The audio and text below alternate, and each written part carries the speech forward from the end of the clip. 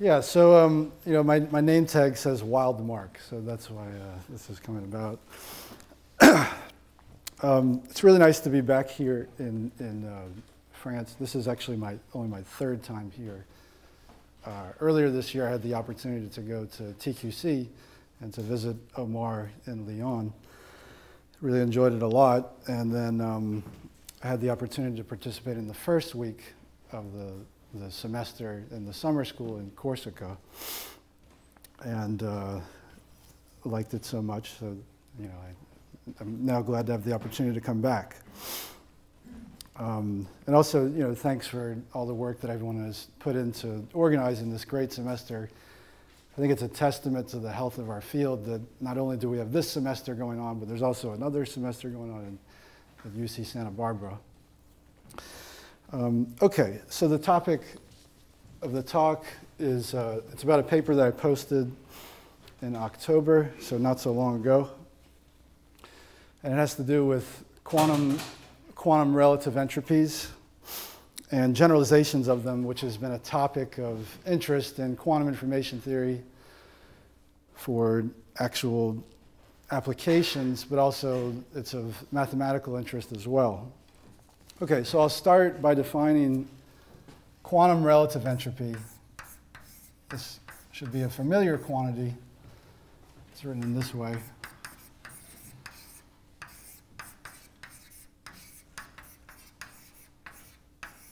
So rho is a density operator. More generally, sigma can be a density operator, but you can also take it to be a positive semi-definite operator. Throughout the talk, I'll be sticking to finite dimensions.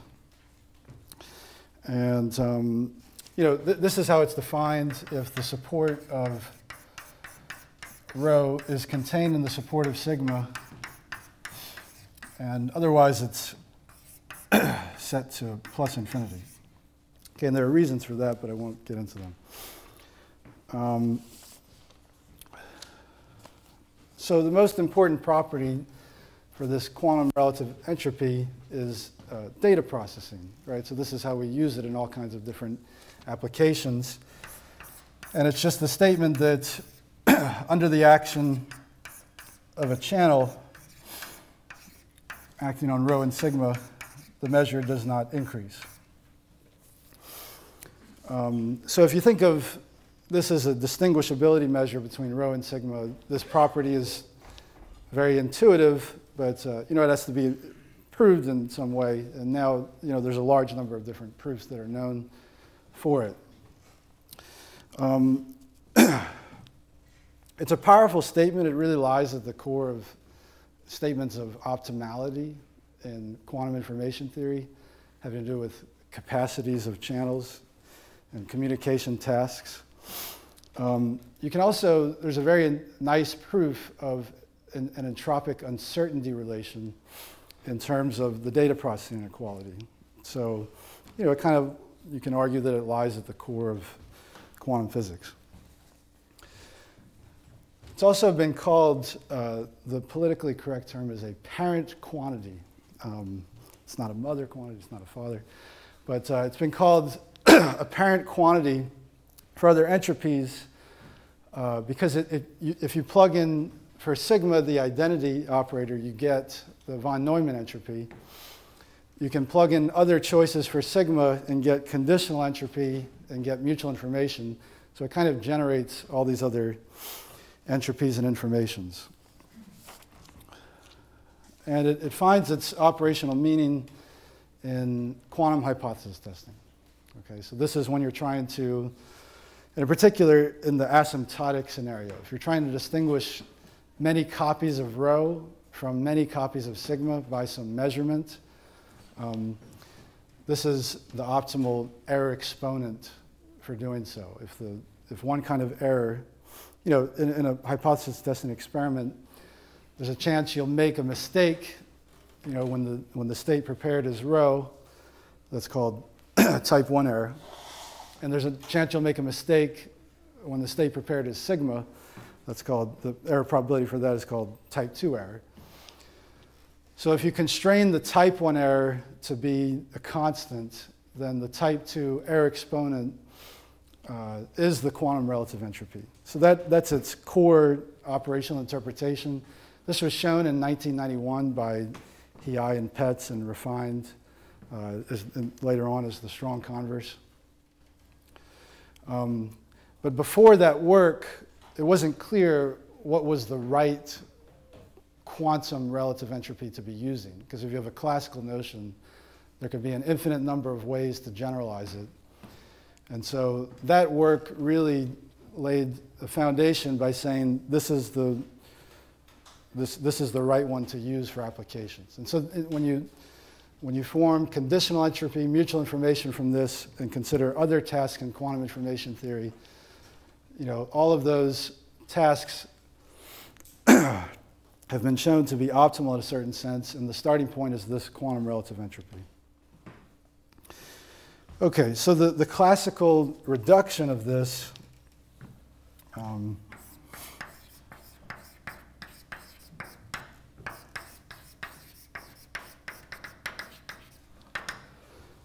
you take rho and sigma to be diagonal density operators, right? So if you plug in commuting density operators, then along the diagonal of the matrix, you have a probability distribution, and the classical relative entropy looks like this.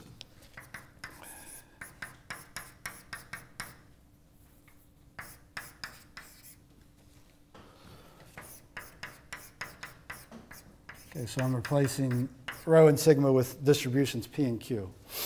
So you can see that starting from this classical relative entropy, there could be many ways that you could generalize it to the non-commutative case. Okay, but this is the one that is stuck in applications. All right, so after this work was developed and this quantity was used, there was interest in generalizing it further from both a mathematical perspective and for applications. Okay, so there's refinements of the hypothesis testing task, and there's a quantity that we can call a Petz-Renyi relative entropy. Okay, so it was a generalization of Renyi's relative entropy to the quantum case, and it was one particular generalization. So what you do is you take, you have a parameter alpha. Just think of it as a positive real. And you do this. You divide by 1 minus alpha. Sorry, you divide by alpha minus 1. And then take the log of you raise rho to the power alpha, sigma to the 1 minus alpha. And then you have this function. Okay, so what's interesting about this? Well, it connects with the quantum relative entropy. And the limit, as you take alpha to 1, there's kind of this, you invoke L'Hopital's rule, and then it converges to quantum relative entropy. Okay? And, we can define alpha in this way. And then it's defined in the limit for the other, the numbers that I haven't listed here. So for 0, you would take the limit as alpha goes to 0. 1, I discussed, it connects with quantum relative entropy. And you can take a limit as alpha goes to infinity as well. So I think it's defined. Only alpha 1 to 2, nothing. Well, you can define it for this general range, but then we'll get to data processing. It only holds for the parameter ranges that you mentioned. I don't know what he mentioned in his paper, but I mean, you can define it in this way, and then we'll talk about, yeah. Okay. All right. So thank you. All right. So now let me just write down what I said.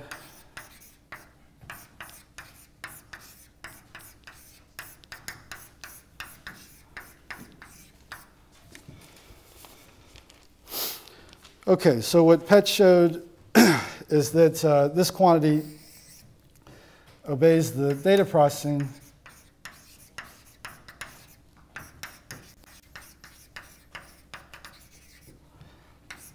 for alpha between 0 and 1 and 1 and 2.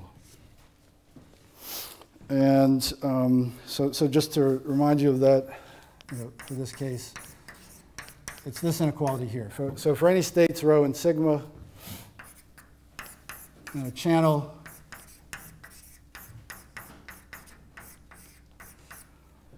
this inequality holds for these particular ranges of alpha. Okay. For this talk, we're going to be focusing on quantum channels, which are completely positive trace-preserving maps. Some of these statements have been generalized to more general classes of maps. Like, for example, very recently, I think in 2013, no, I don't know, just very recently, the data processing was shown when the map is a positive trace-preserving map. Okay, so that was some recent development of mathematical interest and perhaps of interest for physical applications as well. Okay, so that is a square bracket. Yes, sorry.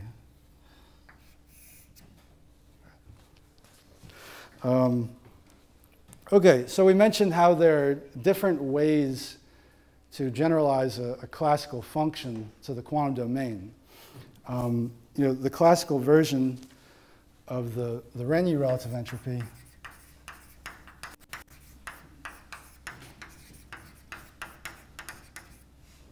is like this.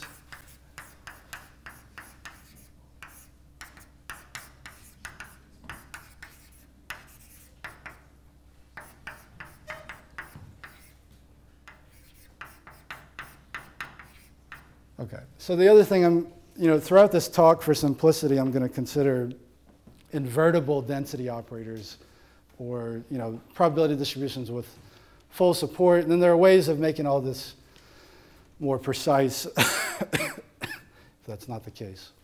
Okay, so when you compare this formula to this one, you really see that this is a kind of direct quantum generalization of the classical notion. Okay. There could be other generalizations of the classical relative entropy, and one of them was defined recently, and sometimes it goes under the name sandwiched Renyi relative entropy.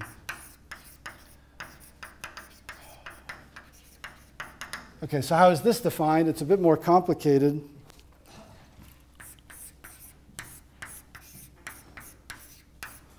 You do the same thing at first. Oh, well, slightly different. Okay. And then you use a norm.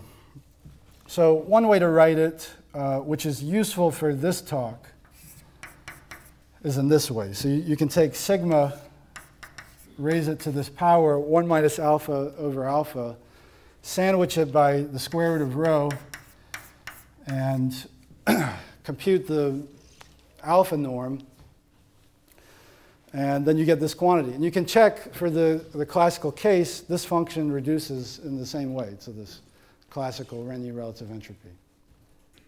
Okay? The Petz quantity has been shown to be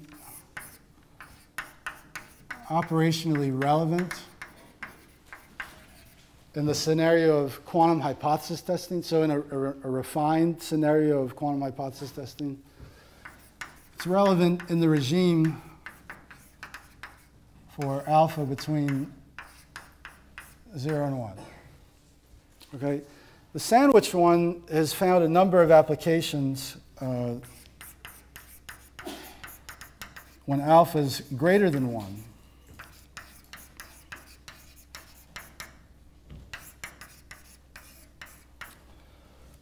Okay, so when alpha is greater than 1, you see that it actually, this is a norm. If alpha is less than 1, it's not necessarily a norm. So I'm just going to define I'll define this function, this norm in this way. So for an operator z, if I plug into the alpha norm,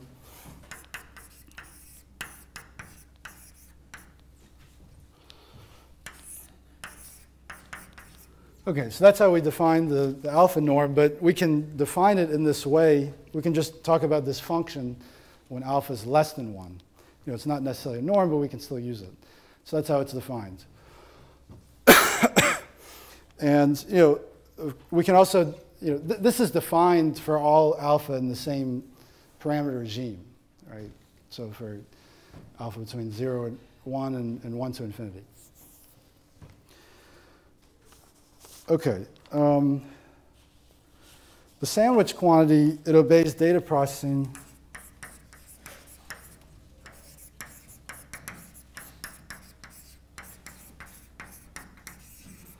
for a pretty different regime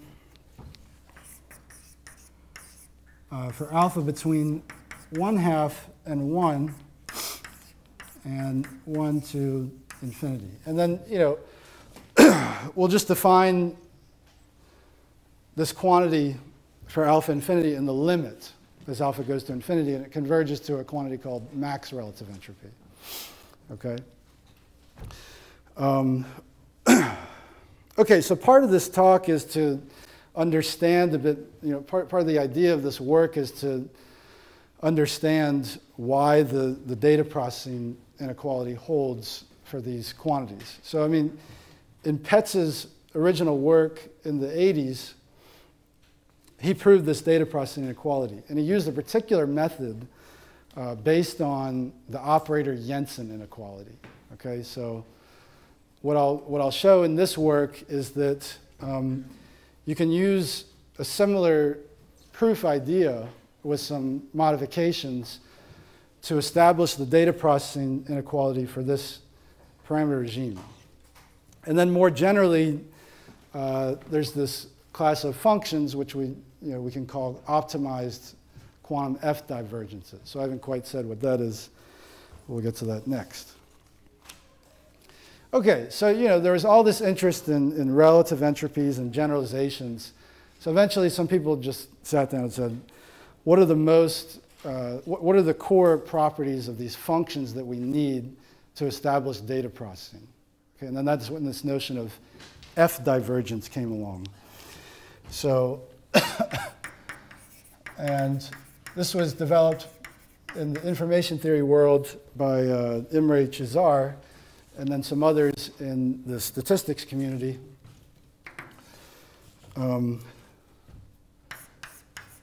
So what you do, we'll define it classically first,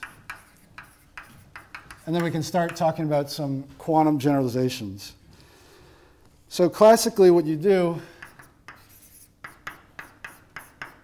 is you take your probability distributions and you use some function and divide p of x by q of x.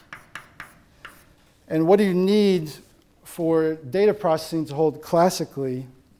You just need f to be a convex function, okay?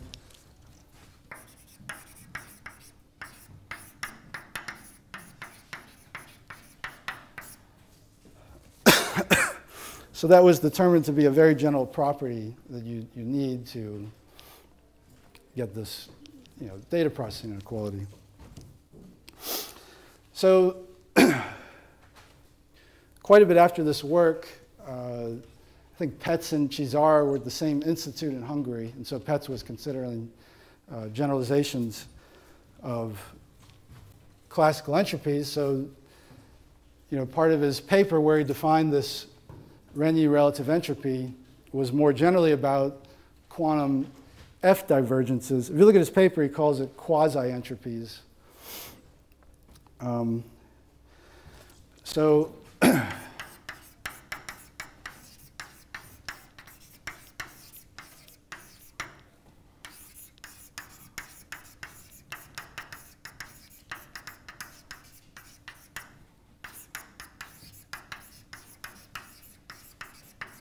how did you define it? I'll need a little more space.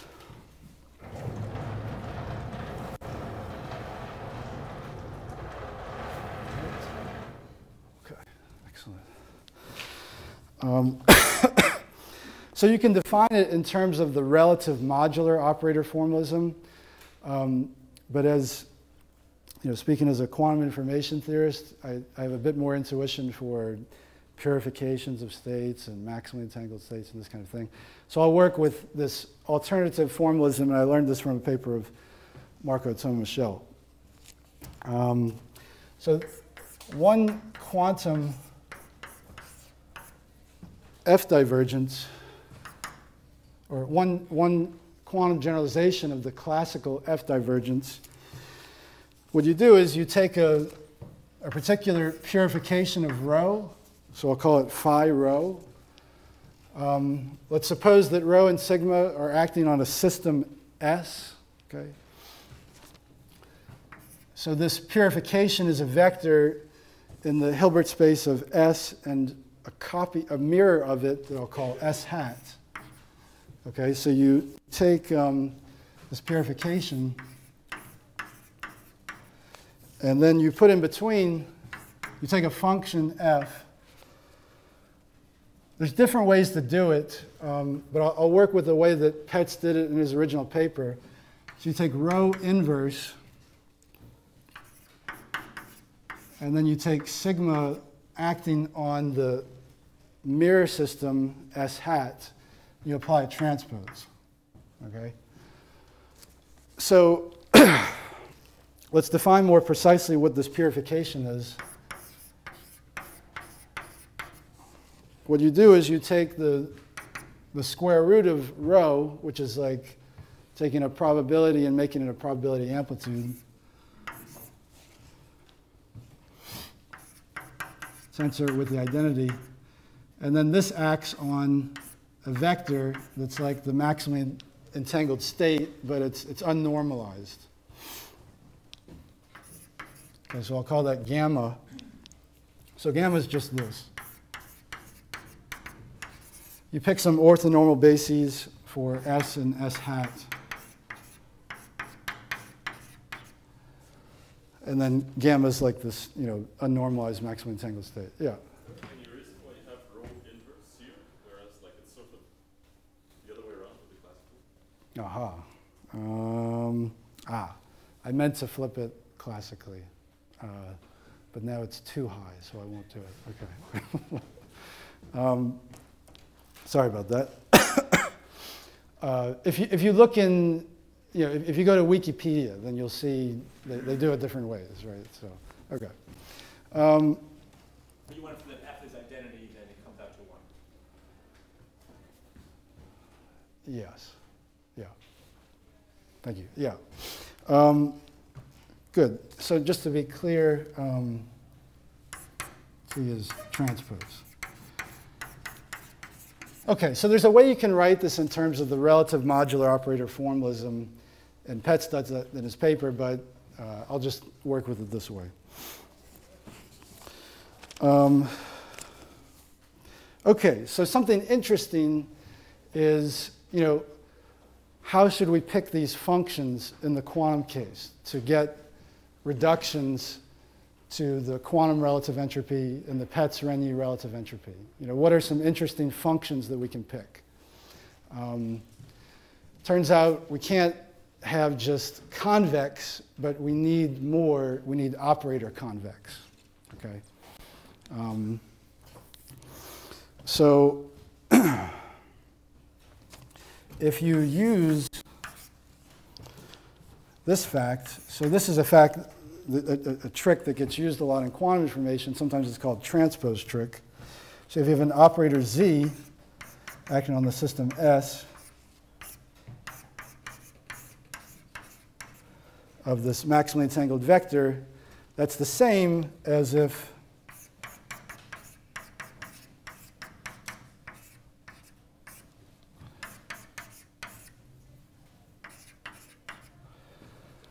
the transpose of Z is acting on the mirror system.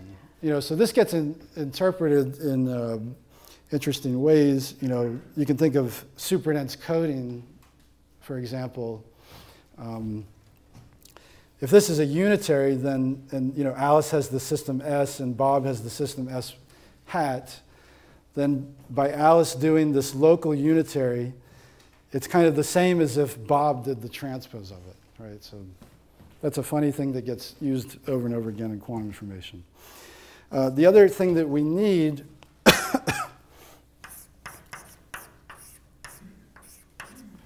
if you use that, sandwiching this operator by the maximally entangled vector, this reduces to the trace of that operator. Okay.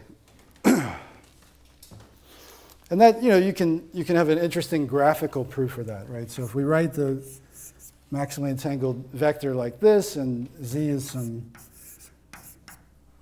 box that's acting on one share of this maximally entangled vector, and then the projection onto the maximally entangled vector, we can draw it like this.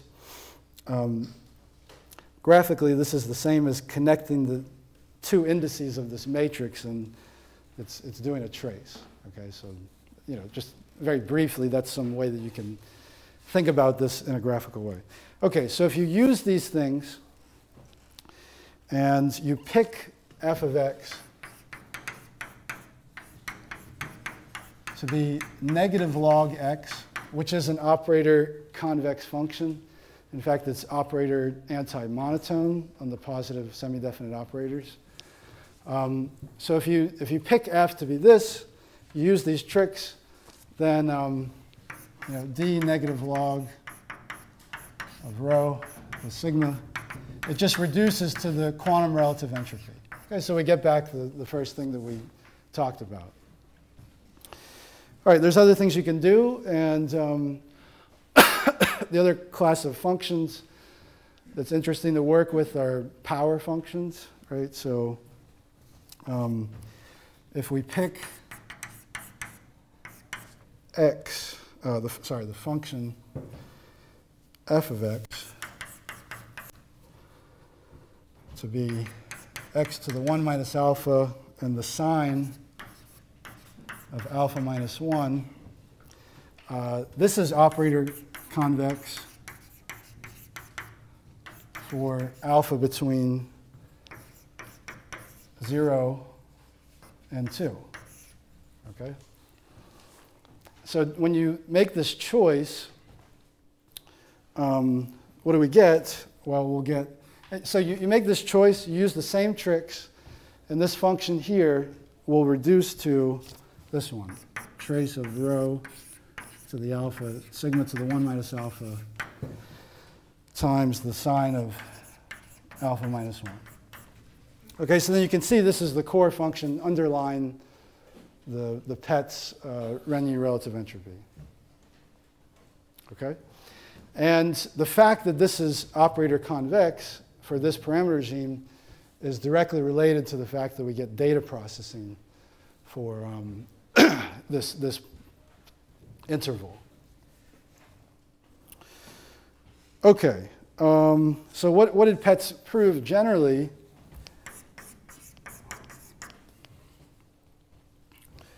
So Petz proved that if f is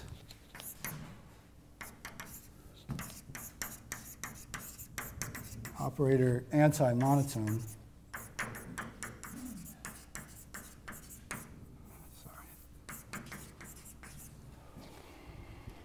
on 0 to infinity. And there's strong results in operator theory where if you're operator monotone in this interval, then you're automatically operator convex. So what did he show? That if this holds, then the quantum f-divergence obeys data processing.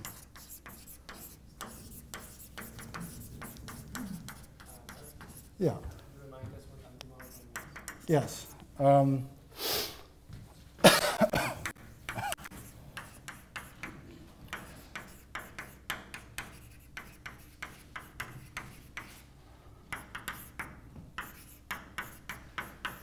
So if A and B are Hermitian,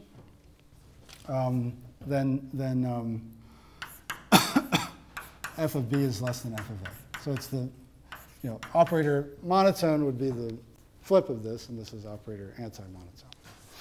Okay, so negative log obeys that, and so does this function here. In fact, there's an extremely useful Wikipedia page called Trace Inequalities. It's like, you know, if you're working on this stuff, you'll look at it every day. And it just lists all these different things in a nice, orderly way. Started out as a Scholarpedia and migrated to Wikipedia. Operator, yeah, sure. Call it operator decreasing. Okay. So, all right, so what was Petz's method for proving this data processing inequality? So,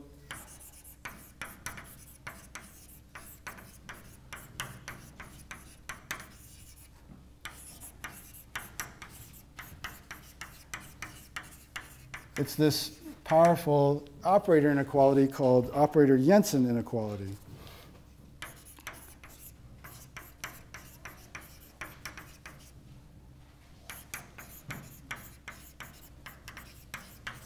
Okay, so what is that?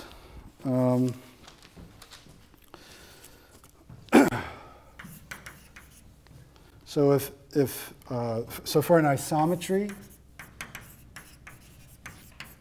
call it V, and F operator convex.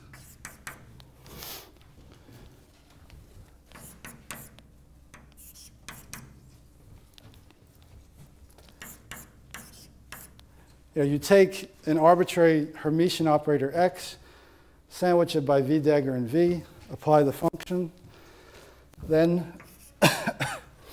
it generally, increases when you take out the isometry.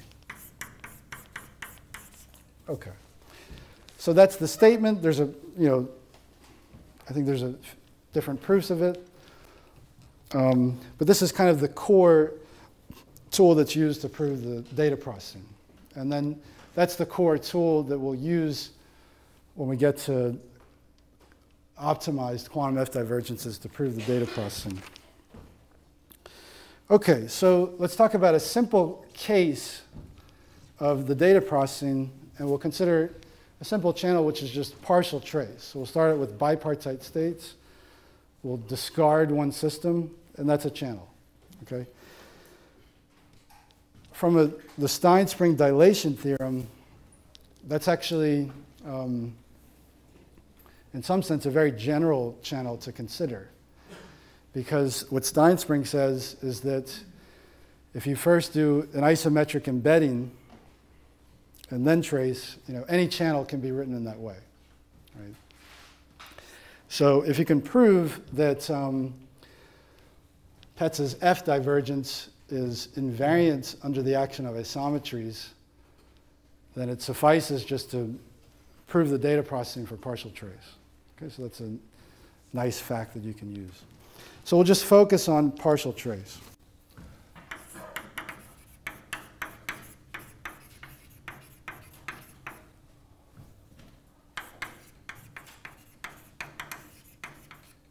Do I have until 12:30? Is that right?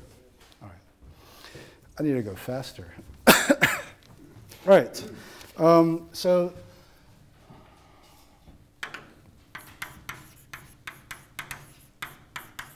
we'll do everything really quickly. All right. So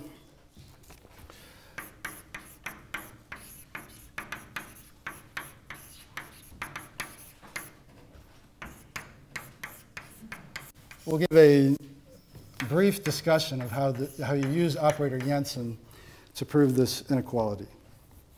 Okay, so we're going to pick the isometry that'll, we'll consider for the operator Jensen.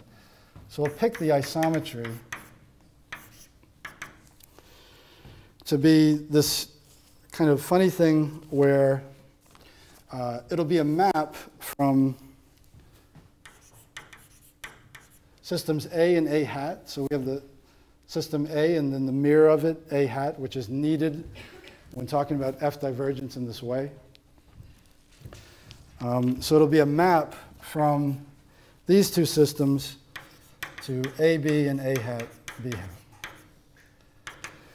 Okay, so what will it do? It'll take your a vector on systems A and A hat, it'll apply the inverse square root of rho, the identity on system A. You'll then slip in the maximally entangled vector on systems B and B hat, and then you'll apply the square root of rho AB. Okay? So that might seem like some funny thing to consider. For those who are maybe, I don't know, interested in this topic of Petz recovery map, this is an isometric extension of this Petz recovery map. Okay? So you can understand it in that way. So you can verify, so this is what I won't do.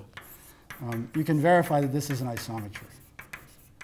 Okay, I mean, you just kind of work it out, and you'll use this fact along the way to show that this is an isometry.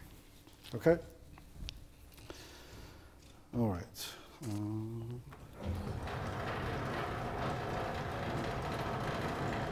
Okay. Tableau 2.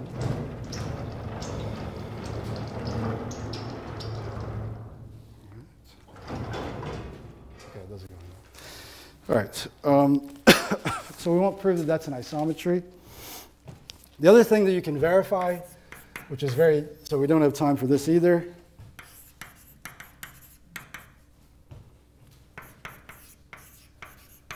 If you sandwich these operators, which is what you need to consider for this f-divergence on two systems, so if you sandwich it by this isometry, this operator reduces in a nice way to rho A inverse tensor sigma B sigma A at transpose.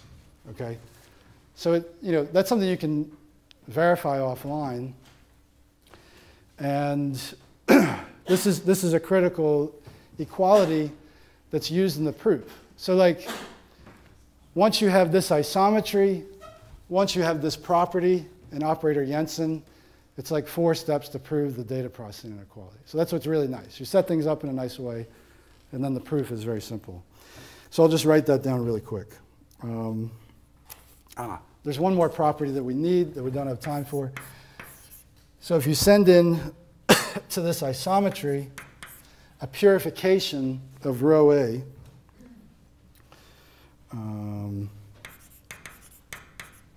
then what you get is a purification of rho AB. Okay? So that's something else you can verify using the definition of the isometry. Okay? And so this is, for those interested in Petz recovery map, this is the statement that the isometric extension of the Petz recovery map will perfectly recover a purification of rho AB from a purification of rho A. So it has that special property. Okay, so you have these few things. You then use definitions.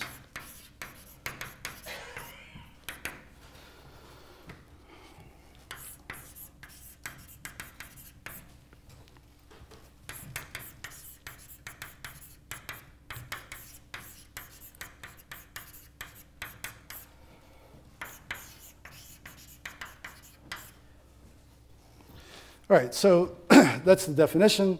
Now we use this property. Oops.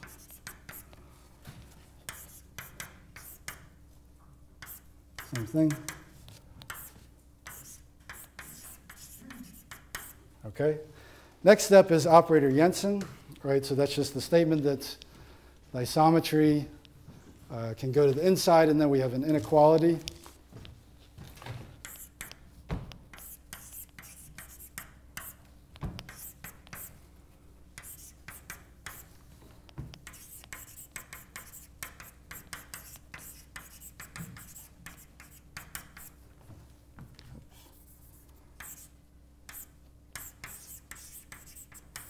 Okay, now we use this property here,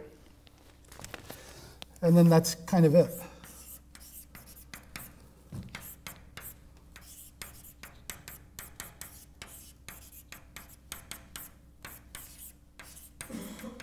Right, and then this is the definition of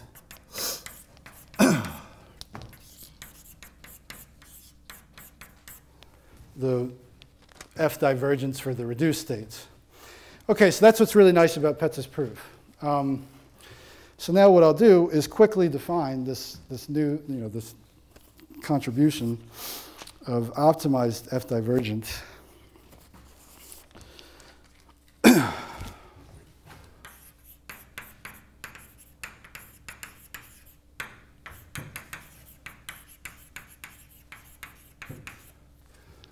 The main idea is to modify the definition of f-divergence.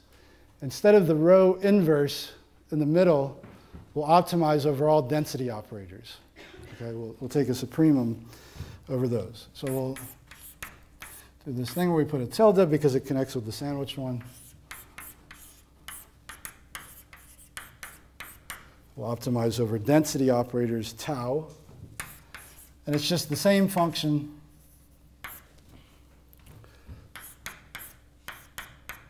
with this tau inverse.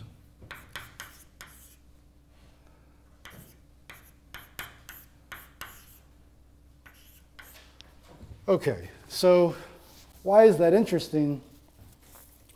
Well, we can examine this proof and make very simple changes to it and get data processing for this function. Okay, so what are the changes? We'll just say let. So f is, again, operator anti-monotone for this to work, because that's what we need for the operator Jensen. All right, so we'll say that omega A is an arbitrary density operator.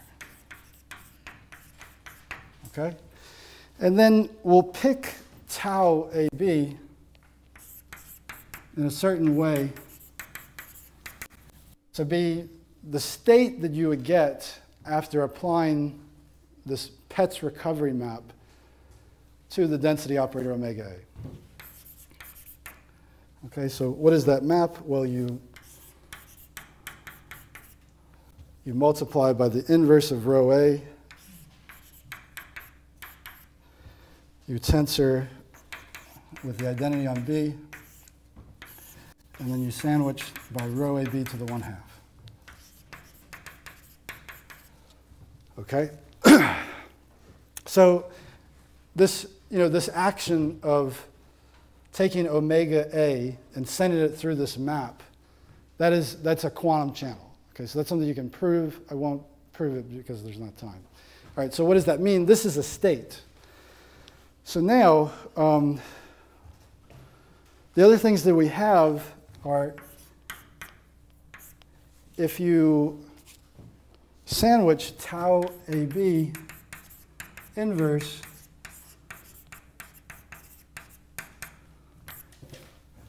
by this isometry that we defined previously, and you use definitions, this reduces to omega A inverse tensored with the marginal on sigma A on system A hat with a transpose.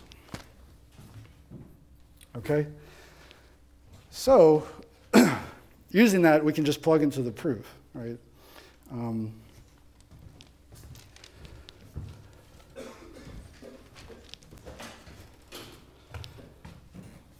We'll replace rho A with omega A, and then using that property, we get tau AB inverse, and then everything just propagates up.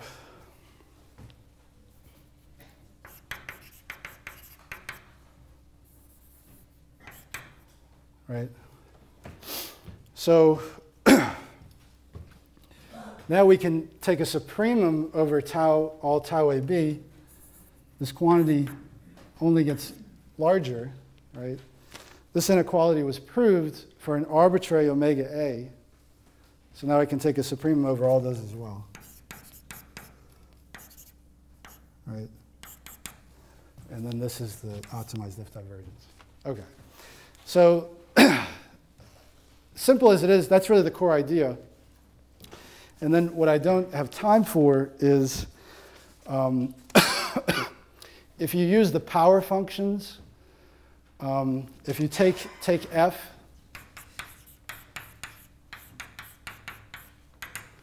to be equal, I don't know if I wrote it down. All right, so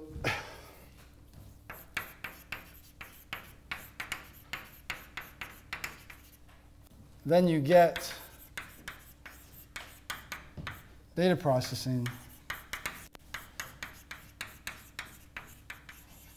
for the sandwiched Renyi.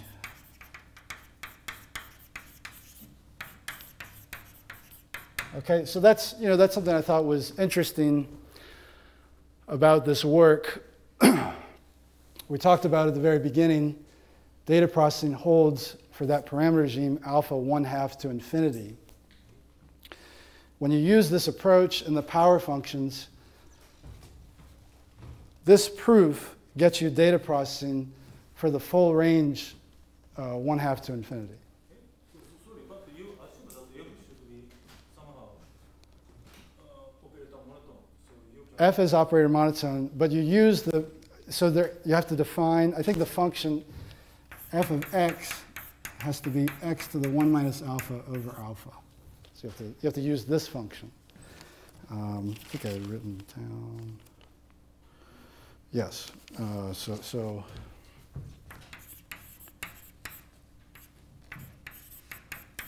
okay. So if you pick f in this way, you can check for that parameter regime. This function is operator anti-monotone. Okay. So that's what I thought was interesting, that there's a sort of unified approach to proving this. An open question, there's a quantity that Nilanjana Datta and Konrad Oudenardt defined called alpha z Renyi relative entropies. And that quantity represents a generalization of the Petz-Renyi relative entropy and the sandwiched one. And there's questions about data processing for that quantity. So an interesting question might be, could you use this approach to prove data processing for more parameter regimes of the alpha z Renyi relative entropies? I did try it, I couldn't see it. So that's all I'll say. Thank you.